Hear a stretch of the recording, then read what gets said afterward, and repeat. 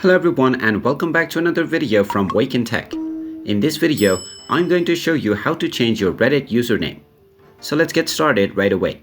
First of all, just open up the Reddit application and then log into your account if you haven't done so already using your login credentials or your Google account.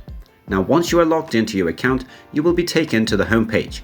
Now from the home page, tap on your account icon at the top right corner and then you will be shown your username. Now from the username section, tap on My Profile and you will be taken into your profile settings page. Just tap on the edit option at the top right corner and now you can edit your profile. Now as you can see, the name that you selected as your username cannot be changed. You can still type an optional display name that will be displayed alongside your username. Just go ahead and type in your desired display name and tap on the Save button. And now as you can see, your name has been changed to the display name.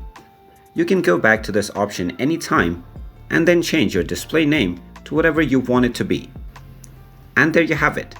That is how easy it is to change your username on Reddit. If you find this video helpful, make sure you hit that like button and subscribe to our channel if you haven't done so already. Also ring that notification bell to never miss another update from us.